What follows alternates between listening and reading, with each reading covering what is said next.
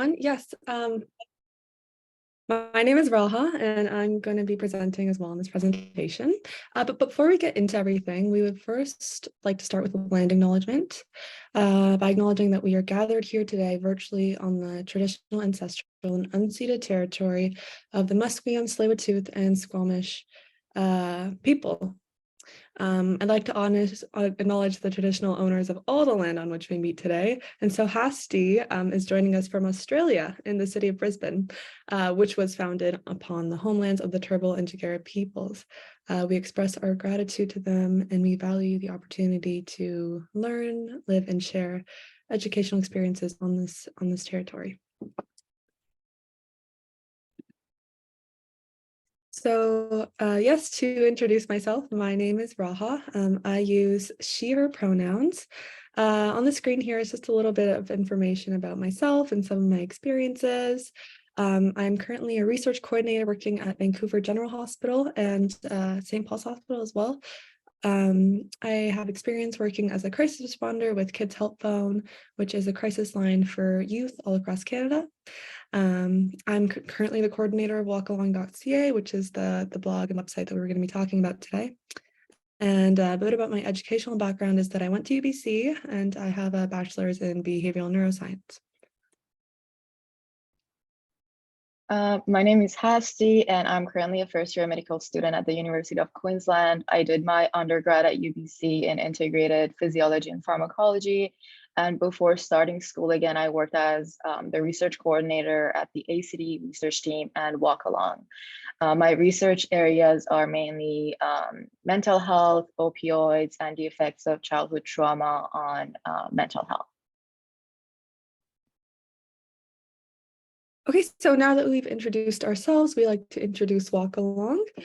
So Walkalong began a decade ago. It was founded by our team here with Dr. Michael Kraus, and it was created with the goal of creating a community where young Canadians can explore their mental health amongst their peers.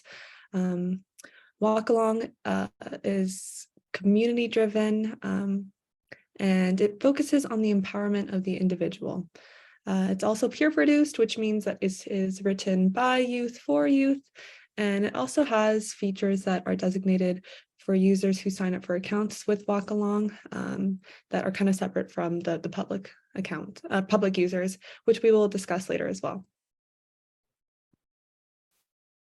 So our vision with Walkalong is to raise awareness on mental health issues and to empower all youth to take action and take control of their mental health and learn about different strategies to cope. Our mission is to provide an evidence-based technology to improve accessibility, quality, and capacity of mental health care. We value expertise, which we value that we think it's really important to bring treatment and support that is based on expert opinion and evidence. We value empathy, and we believe that the most effective care starts with listening, understanding, accepting, and respecting each other. We believe that when you're in the driver's seat and you're treated with empathy, you can build on your own strengths while accessing expertise and expert opinion and learn about different ways to empower yourself and take control of your mental health. So we will give you an overview of different sections of Walkalong, and then after we go over all the sections, we're going to give you a tour of Walkalong.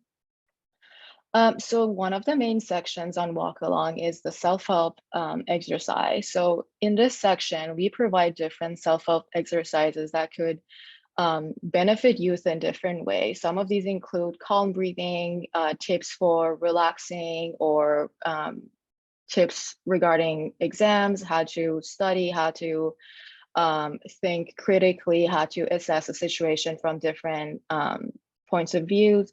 Another section is mind steps. And mind steps, we are basically encouraging users to take small actions every day that will benefit their mental health. These could be as simple as planning a vacation, going for a walk, and laughing. And with each of these, we try to keep them as short as possible, but we try to sort of like explain why this is so beneficial and how it's going to help them.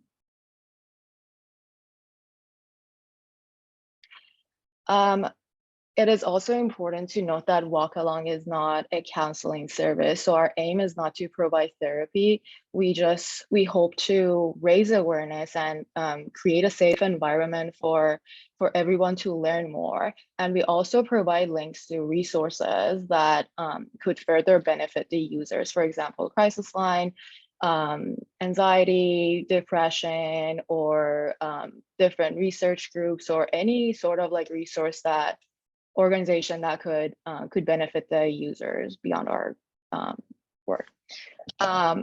Another section is for friends and family. So it could be really challenging for friends and family to support someone who's struggling with their mental health, or is having a difficult time with something in general. And a part of wanting to be supportive is knowing how to provide support. So it's not enough to want to support, like genuine support, because sometimes it could be really challenging if you don't really know how to help someone, like specifically in that like age of group, to better cope with something. So we do have sections for friends, and then another section for families to try to raise awareness, give some tips, and try to make this easier for everyone.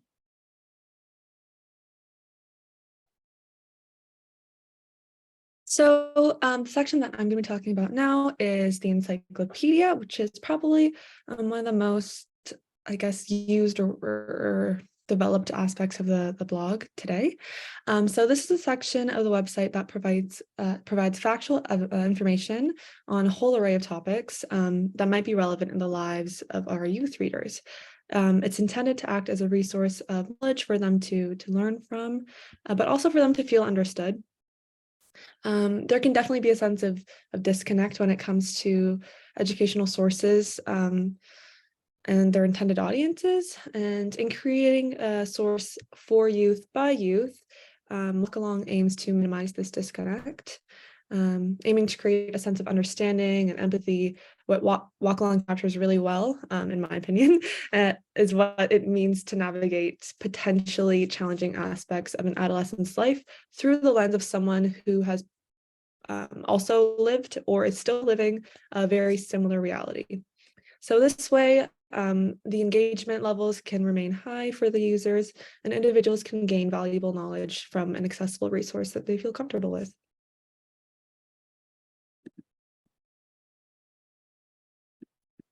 Okay.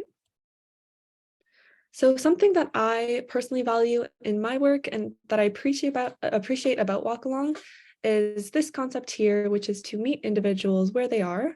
At its basis, the act of reaching out towards a resource or towards another body of help, such as Walkalong or any online platform, for that matter, it can be difficult. So this is especially the case if someone might be deeply struggling. We're reaching out can feel like an impossible thing to do sometimes. So when it comes time for the individual to reach out, when they feel ready to ease into seeking support or information, and in this case, it's important for resources to be accessible, digestible, and welcoming. And an example of how Walkalong aims to do that is to make people feel like they're not alone. So on the right-hand side, there's a screenshot of a little portion of the website under the encyclopedia section that highlights just a bunch of statistics surrounding the prevalence of mental health, and this is sort of to make people feel well understood and welcome to the website and to the community. So to continue talking about the encyclopedia, this is a highlight. This is an example of a post that I wrote on the topic of burnout. So as you can see, it is pretty packed with information, but we try to write the blog post, or the encyclopedia, sorry, in a way that is both informative and approachable. So it's important for us to use language that readers can digest and understand. And beyond offering information, we also like to be proactive and offer tips, like helpful, tangible ways for users to kind of tackle the issue at hand, or to be actively improving their lives. So something that we love to do is to offer tips and further resources. So at the end of the blog post or the encyclopedia post, there will be links to other resources that users can reach out to as well. Awesome. Before we move on to talking about the different kinds of like posts or topics that we focused on, we wanted to know about your perspective. We wanted to know what are some things that you think younger people are generally struggling with. If you could type your answers in chat, that would be really great.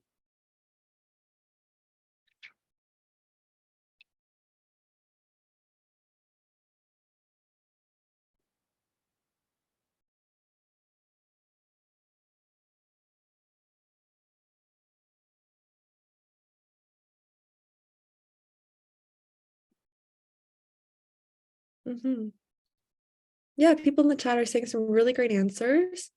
Addiction, self-confidence, anxiety, managing stress, body image, stigma about mental health, peer relationships.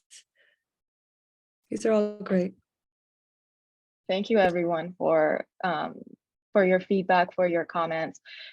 So usually how we decided on what to write, we would have a meeting with people from different backgrounds, different age groups, and we would generally talk about the things that we think younger people are struggling with. And then one person would take charge with a topic that they find relatable, and then they would write a post. And then the coordinator, either myself or Raha or another senior lab member would go over it after they've written the post to edit it to make sure that there are not like the language is okay, there aren't any like insensitive words or phrases, just to make sure that this is not a triggering environment and it's a welcoming environment.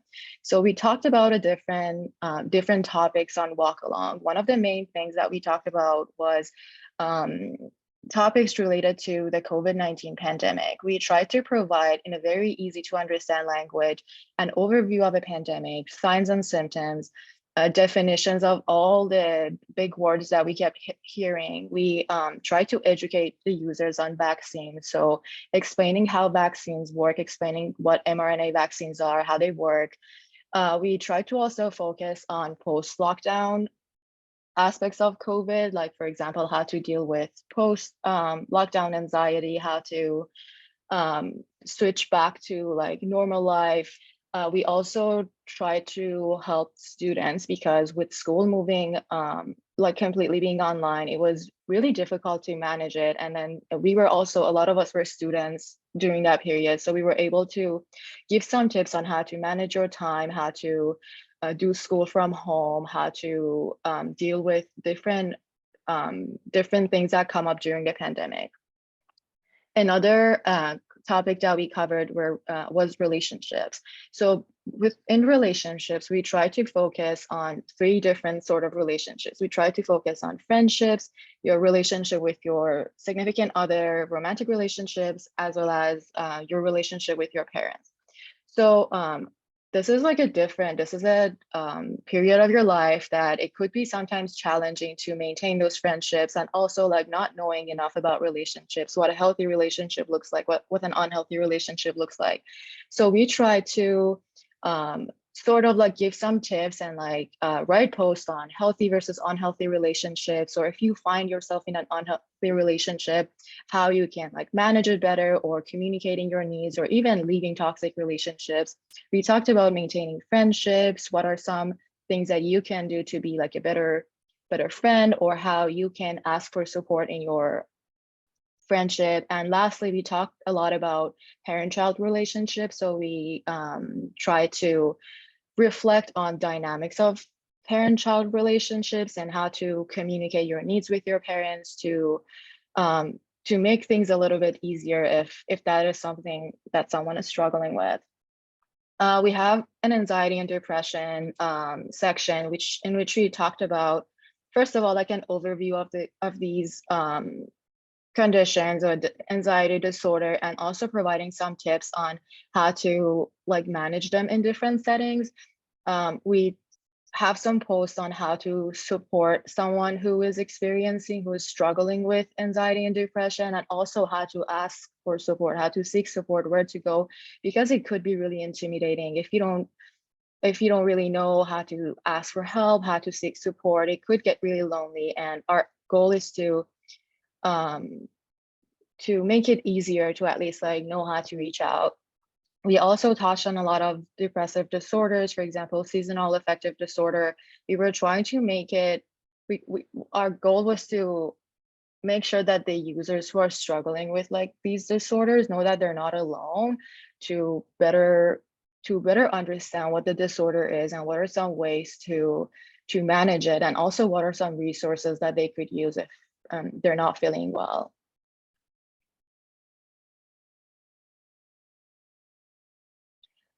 We have a section on substance use, about different sort of substances, how to say no to drugs, to even like situations that you're not feeling comfortable with, how to seek support again, and how to support a loved one who is like using substances currently.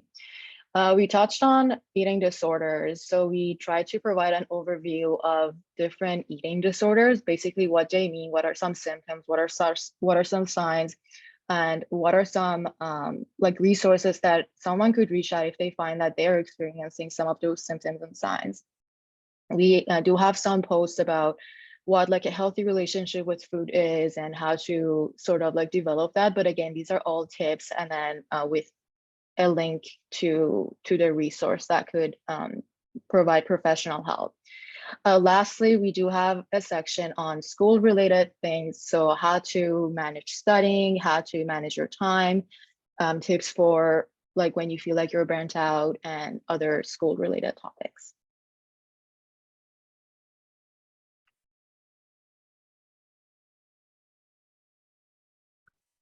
Okay, so now that we've talked about the website, we figured that would be a good idea to give you guys a little tour of what it looks like when you're actually on Walkalong.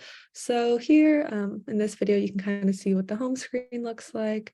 You'll see the encyclopedia and experiences sections that we talked about, as well as a newsroom for interesting current events. And here we're going to just take a closer look at the encyclopedia section that we've been talking about. So as you can see, there's a whole array of posts, and they're kind of formatted to draw the reader's attention with a nice cover photo and a blurb about what the post is going to be about. And this is an example of what the inside of the post looks like. Just being informative, but also approachable is, as you can tell, kind of the main goal of our work here. And this is a closer look at the experiences section, which kind of runs like a blog, and it's kind of meant to be written from the point of view of someone who has experienced a certain struggle or life experience, I guess, and they are talking about it. So yeah, there's also a pretty broad range of topics there.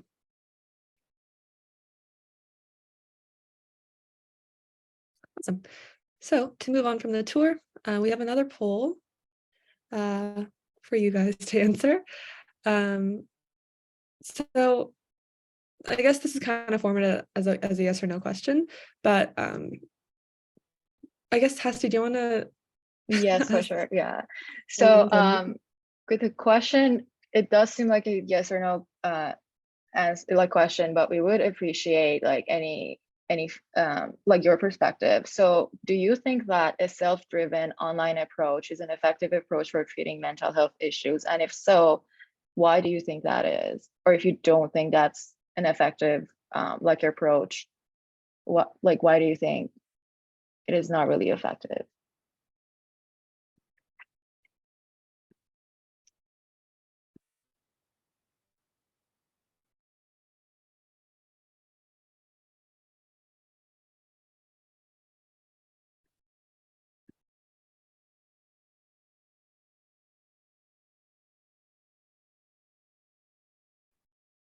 Yeah, we have one answer that maybe it is effective.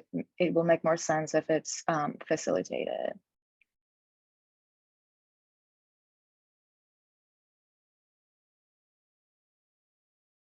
These are some really great answers in the chat. I'm just going to go ahead and read some of them out, just in case people can't see the Zoom chat. I'm also, Hasti, can you also check the Hoover chat just in case? So we have an answer that says, maybe it makes more sense if the approach or activity is facilitated.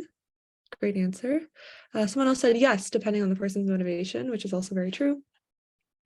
Julie says, it's really up to the temperament of the individual. Would only be effective for a slim margin of individual personality styles, which would be further limited by functional capacity or adaptability related to age. It's very true, Julie. Thank you. Carmen says that they're mixed on this. Some youth need more support than others, depending on severity and acuity of issues. Patricia says it can be effective for those who would rather not go into big groups or those in remote communities. So these are all some really great answers. We talk about sort of the state of people that are in their motivational state, their accessibility. So exactly what Wendy said, for those in rural communities, accessing help might not be possible due to geographic barriers. We have another answer from Michelle that says, I think it depends on the youth. It would make support more accessible, but oftentimes support is most effective within the relationship of the helper. That's a great answer, Michelle. Thank you. Thank you everyone for your responses. Those are all true. And the way that we want to hopefully answer this question is by first trying to think about some of the things that prevent anyone who is struggling with their mental health to reach out. So one of the main barriers that prevents someone from reaching out is not having access, as a lot of you mentioned. It could be that you're really living in a rural setting or a remote setting that you don't necessarily have the services being offered to you to go there. And fortunately, a lot of schools like UBC, they have a really good mental health support and counseling team, but a lot of schools don't. And especially with high schools or with a younger population, they might not necessarily have that support. And even if they do, they might not feel comfortable reaching out. Maybe they don't feel like it's a safe environment for them to open up, to reach out, or maybe they're just not aware of the service. And also it could be that they are aware, but it's intimidating to go in and speak to someone that you might know outside of that setting and open up about something that you're struggling with. Another barrier is stigma around it and being scared of the negative consequences. Everyone comes from a different cultural background, and everyone has a different point of view on mental health. And sometimes there is so much stigma around it that makes it difficult for someone to reach out because they don't want to be judged by other people. They don't want to be perceived negatively in any way. And that is something that is holding them back to reach out. Another factor is that sometimes people don't really know that their problem is bad enough to reach out for help, or they don't know that they need treatment. Sometimes they think everything that they're feeling is normal. Sometimes they don't really know that there is some help out there if they want it, if they find it important, or if it's something that is affecting their lives.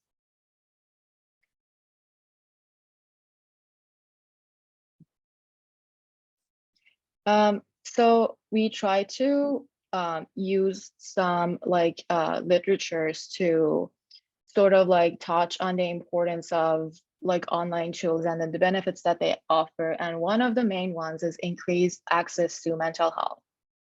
So e-mental health tools can help overcome these barriers that we just chatted about, and other barriers that are available with traditional mental health care, such as the location, as a lot of you mentioned, and the availability of services, and also the stigma around it.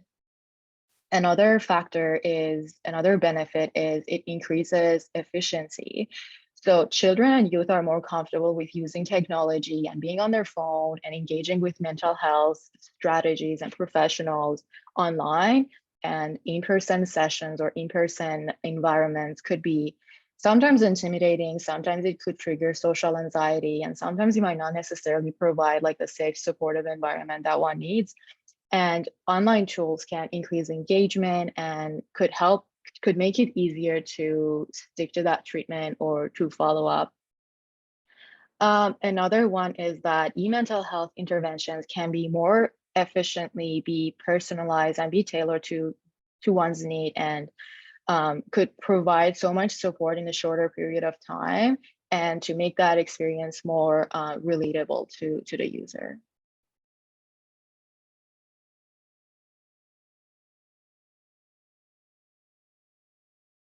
Okay, so to kind of wrap up our talk for the day and kind of reiterate the value of online psychoeducational resources, I just want to present this diagram from a research team with Simer et al. And it's kind of just this study presented an overview of emerging literature of internet-based interventions for child mental health. And so they kind of framed this within an ecological developmental framework. So they kind of showed that the conceptualization of internet-based interventions for child and adolescent mental health is as fully integrated. They presented them as fully integrated components of the ecological developmental process that leads to social capital formation for youth. So these interventions include health promotion, prevention, and treatment interventions that work with and seek to influence the child or the youth through their family, the community, and through system contexts. So for example, adolescents may undergo depression risk screening, primary care, and subsequently engage with an internet-based prevention strategy that includes a parenting component. So we see that the internet component kind of works in synergy with the community, family, and other resources for the adolescent in treating the adolescent in general. So that kind of brings an end to our presentation. I'm going to stop sharing my screen now, but we'd like to thank you all so much for listening. And if there are any questions at this time, feel free to pop them in the Zoom chat or the Huba chat, or if you guys want to maybe unmute your mics even and share some thoughts, it would be a great time to do that as well.